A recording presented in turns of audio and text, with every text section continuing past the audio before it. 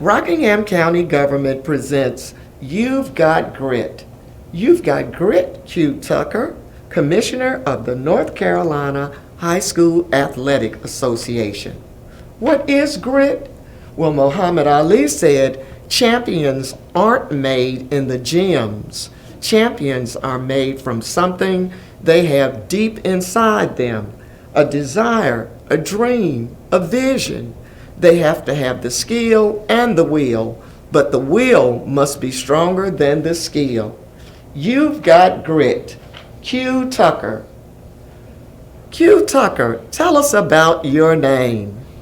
Well, my name is Marilyn Q Tucker, and the Q is not short for anything. It's spelled Q-U-E. It is on my birth certificate, and everybody in my family as I was growing up called me by my middle name, Q. So you can imagine when I got ready to go to school, most teachers want to call you by your first name, and I didn't want that, so we always had a little tug of war going on with that. But most people want to know, well, where did you get Q from? Where did your mom and dad get that? Well, I had a great aunt, my grandmother's sister. Her middle name was Q, Hallie Q. And so my mom decided that Q should be my middle name. And then the Marilyn, to even add it all together, Aunt Hallie was married to a gentleman named Marion. And the first three letters of his name is M-A-R-I. So my mom and I guess whoever was helping name me decided that they would take those three letters and make it Marilyn Q Tucker. Who is Marilyn Q Tucker? Well, I guess you could say I'm a product of my mom and my dad, Ida and Clarence Tucker. Born right here in Rockingham County, grew up on 29 going towards Ruffin. Lived in the same house that where I was born, really. So, you know, people are so transient in this day and time, but not my family. We live in that same house. The address has changed down through the years, but it's the same house. And of course, I think everything that I am, the person I am, like I said, I owe it to them. And they were Christian people.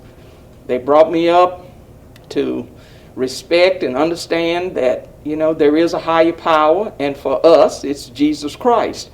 So Sunday school and going to church were all foundational components for me. And I think ultimately you throw in all of that, and that's helped me be who I am today. Tell us about your education.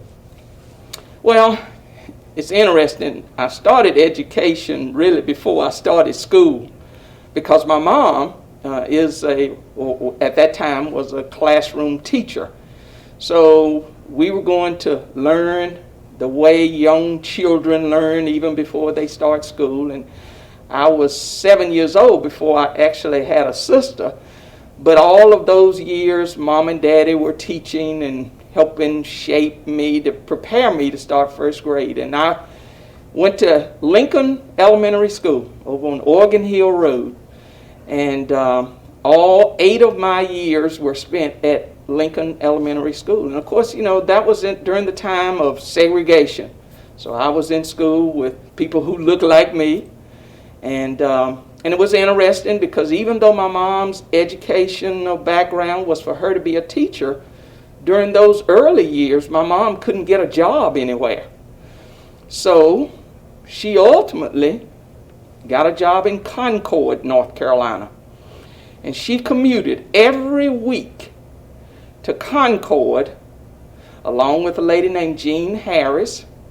And they would leave Sunday afternoon, drive to Concord, teach all week, then come back to Rockingham County and Reedsville on Friday. So my dad then had to be the live-in teacher, daddy, everything. And we had a lady who would come in and stay with my sister and me during the week. My sister would end up with my dad in his shoe repair business. But those were the early years for me, going to Lincoln School, studying hard. And we didn't play when we went to school unless we went out for recess. Otherwise, you were in the classroom and you were doing the things that needed to be done to learn to count, to learn to read, to learn to write, and then ultimately to learn to be able to talk to people. And so all of those things that I find myself today really needing, I rely on what I learned in those formative years at Lincoln. So then when it came time for me to go to high school, it was at the same time of integration.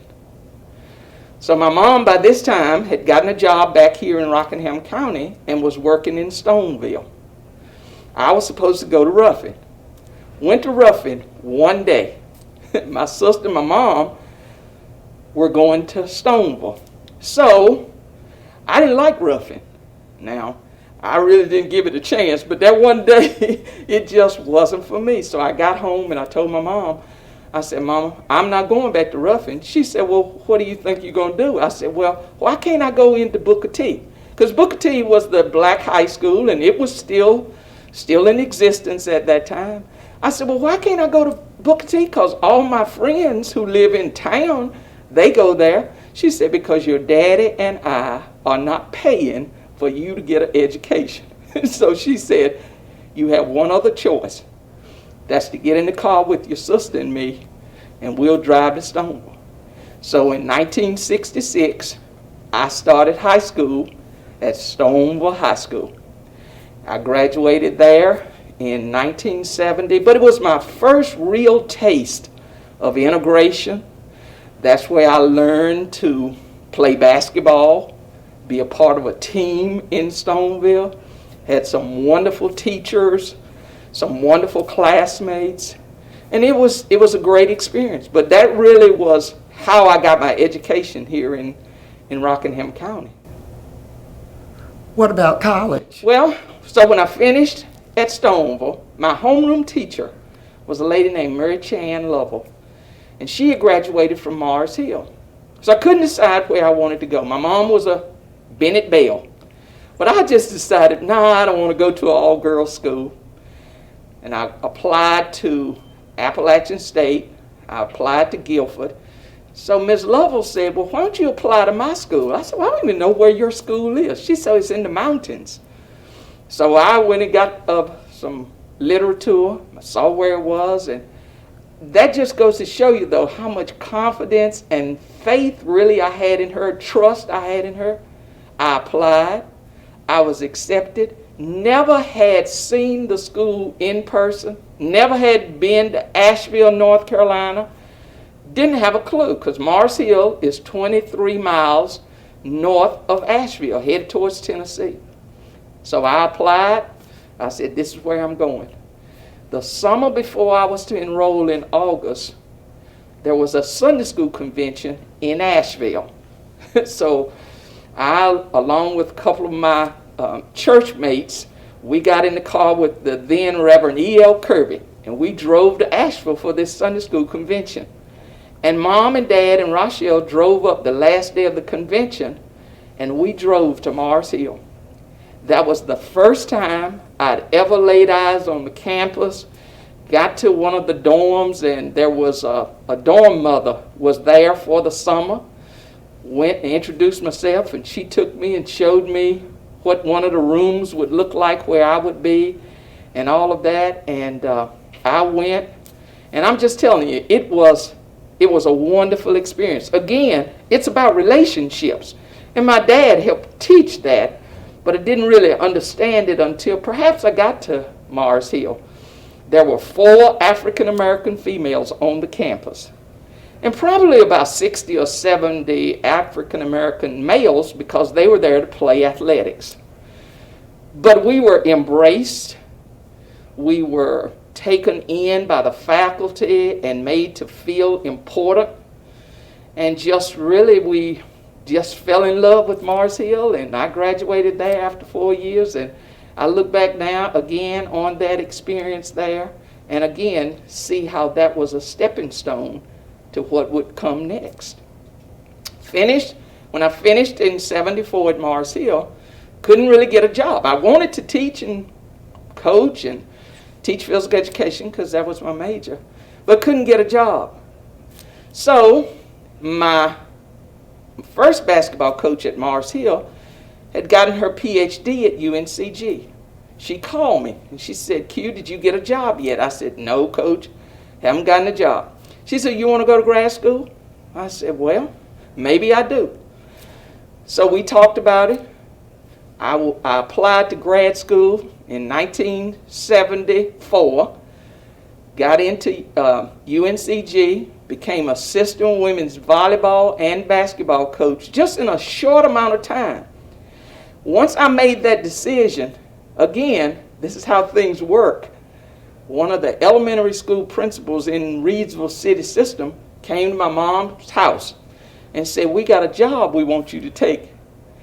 PE, teaching PE in the 8th grade. I said, "No, I've already decided to go to grad school." They worried me for about a week trying to get me to change my mind to take that job. And I said, "No." I said, "I tried to get a job, but I've decided that I'm going on to get my master's degree." So I did a year's residency at UNCG. When I finished there, one of my roommates at Mars Hill grew up in Marion, North Carolina. And her mother was a teacher. She called me. She said, "Q, have you finished your graduate degree?" I said, "Well, I haven't finished writing my dissertation, my thesis, but I have finished my coursework." She said, "Well, we have a PE job here at the junior high in Marion. How about applying for it?" I said, "I believe I will." I called, got an application, and I went up, had the interview. Next day I was offered the job. I was offered that, got the job, and went to Marion in 1976. And then I was there for 2 years. And again, it's interesting how, and people don't really think about how things work together. You know, the Bible talks about all things work together for good to them who, you know, trust and believe. But in June of 1977, the superintendent sent somebody or had somebody to call me to say, "Q, we have a PE job at the junior high here in Reidsville." It was the same job they had offered me when I went to grad school. That lady had stayed 3 years. She left. I came back to Reidsville then, physical education teacher in the 9th grade, coaching basketball, helping with softball. A year later, became the head women's basketball coach at Reidsville Senior High School. So again, when you know people and you treat people right as you move along in life, they never forget you. And when you need a favor or when they see something good, they will reach out to you. And that's what happened to me as a result of all of that working together. Led me to Mars Hill, led me to UNCG, back to Marion, and then back to Reidsville. And what about your role as the commissioner of the North Carolina High School Athletics Association? Well, and you know, Mabel, it's interesting how all of that unfolded. You know, sometimes I think about my life and how it's just been so many intersections. So I worked and coached here in Reidsville, 1989. Not even really thinking about leaving Reidsville. I loved what I was doing. I loved my kids. I loved the parents I was working with, the colleagues I had. And Kay Yao at NC State was the women's basketball coach. And I had worked some of her camps, and she called me and asked me to come and take a job. I thought about it, prayed about it, talked to Reverend Kirby, talked to some colleagues here in the county I really respected. Julia Williams was one of those people, and they said, "You know what? You need to go ahead and do this because you don't know what'll happen. It may open some other doors. You can probably always come back to Reidsville and teach." So I accepted, went there for 2 years as assistant women's basketball coach. Loved it. Kay Yao, wonderful human being, great opportunities to travel. But in 1991, the North Carolina High School Athletic Association created a new position, and it was to come and direct a student services program.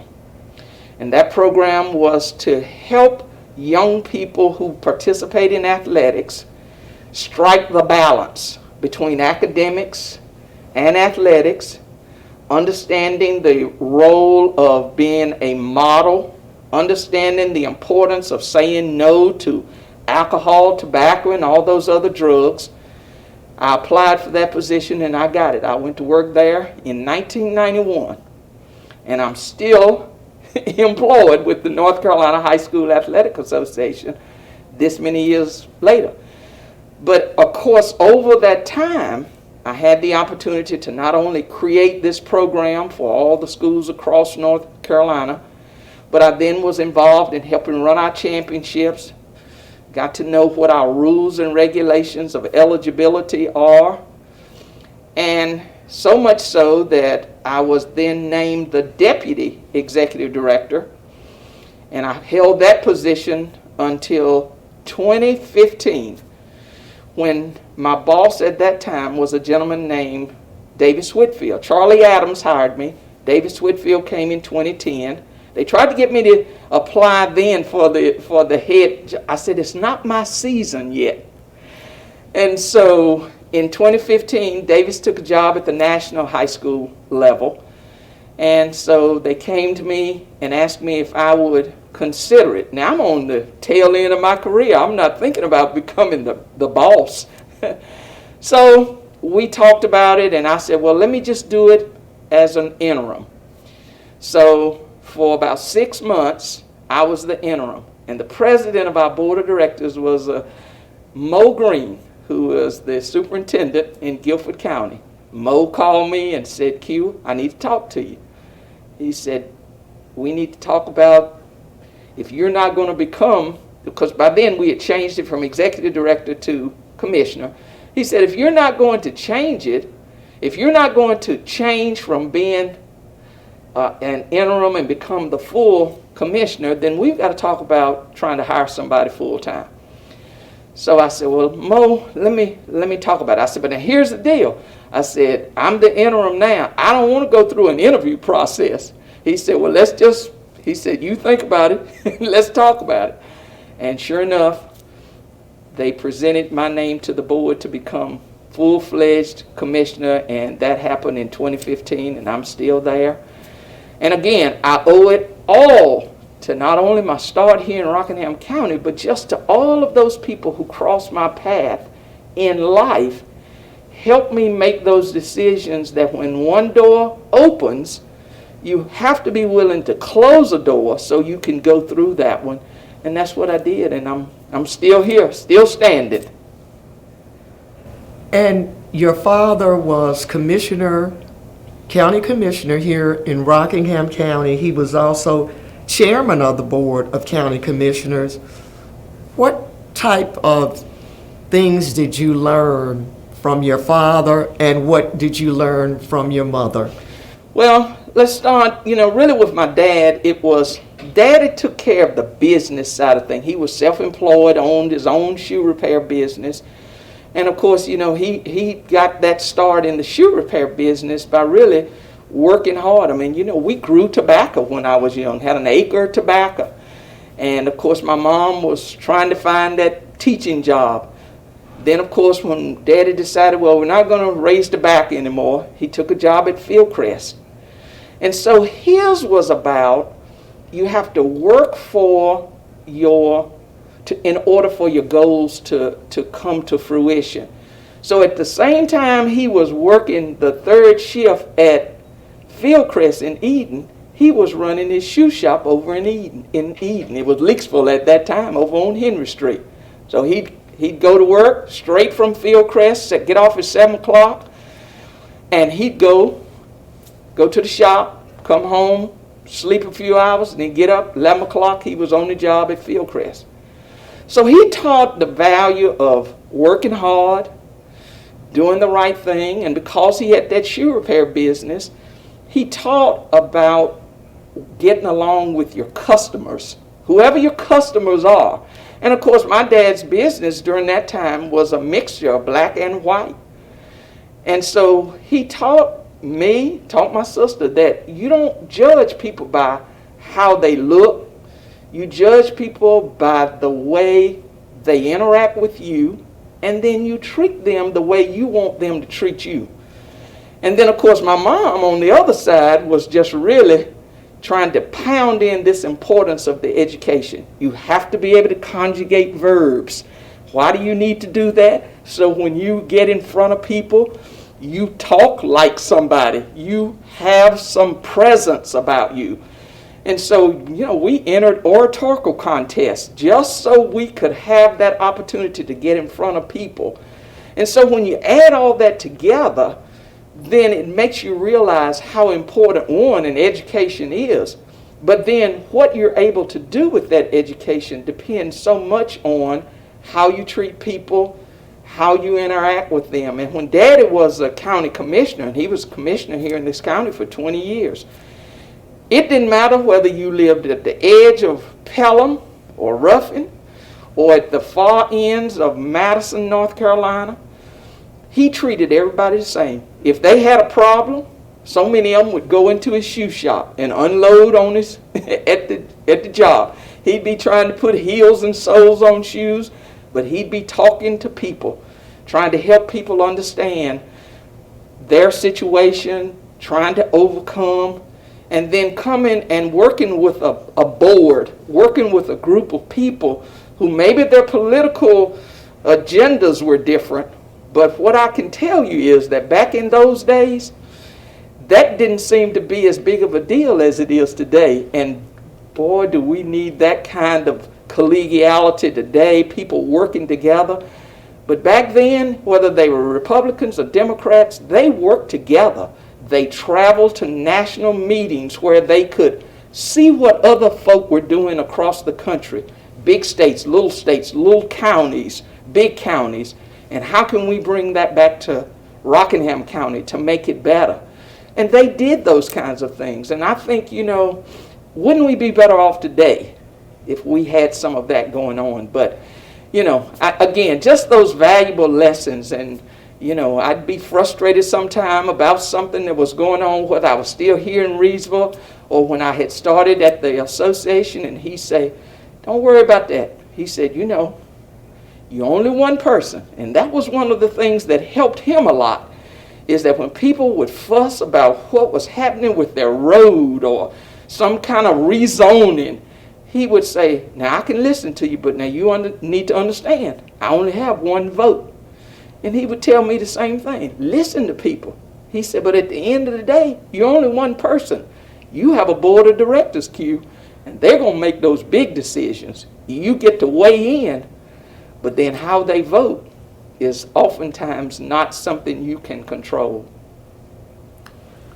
Tell us why you love Rockingham County.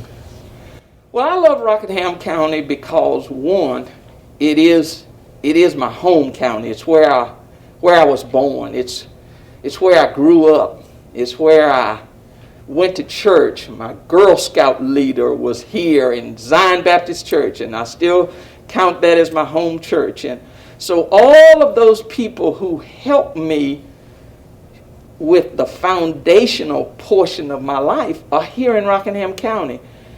It's small enough that you get to know people on a more intimate basis, but it's still big enough that it almost touches Greensboro, it almost touches Danville, Virginia, so that if you need some of those big things you're looking for, they're within arm's reach. They're within driving distance. And so I think that Rockingham County, of course, my mom is still here. My dad's gone on to a greater reward. My sister's still here. And people who I grew up with, some of them are still here.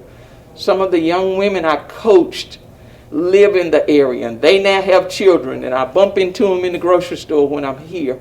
And so all of those things just remind me of who I am, and it keeps me grounded, really. Sometimes the bigger the place, I think it might feed an ego that says, oh, I've got this big ego. But Rockingham County is small, it's intimate, and I love coming home. You've got grit. Q. Tucker, Commissioner of the North Carolina High School Athletic Association. We bet you know someone who you describe also by saying, "You've got grit." Email a paragraph describing a person you think Spectrum 1304 and Rockingham County government should interview for You've Got Grit. We'd like you to email your paragraph to mscott@co.rockingham.nc.us. That's mscott@co.rockingham.nc.us. Thanks for checking out You've Got Grit.